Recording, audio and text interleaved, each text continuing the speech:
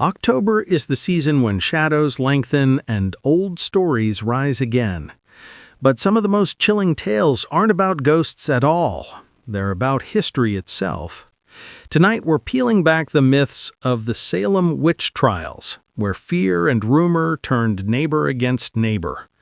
You've probably heard that the accused witches were burned at the stake, but here's the truth.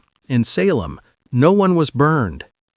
The Salem witch trials unfolded between 1692 and 1693 in colonial Massachusetts. More than 150 people were accused, and 20 were executed, but none were burned.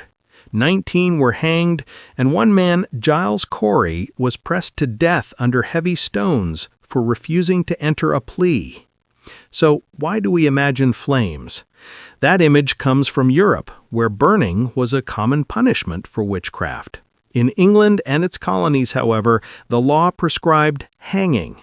The myth of burning in Salem is a case of cultural memory blending two very different histories. Salem wasn't the first or only outbreak. Connecticut held witch trials decades earlier, with executions in the 1640s. What made Salem infamous was its scale. More people were accused and executed there than in all previous New England trials combined. It's true that women bore the brunt of the accusations, but men weren't spared. 5 of the 20 executed were men, including Reverend George Burroughs, a former minister. The trials reflected not only misogyny, but also land disputes, family rivalries, and political fractures. Religion was a factor, but it wasn't the whole story. Salem Village was divided between farming families and those tied to the wealth of Salem town. Refugees from frontier wars strained resources. Old grudges and property disputes fueled accusations.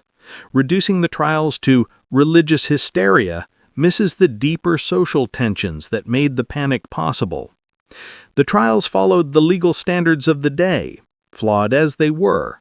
Courts admitted spectral evidence, testimony that someone's spirit had appeared in a dream or vision.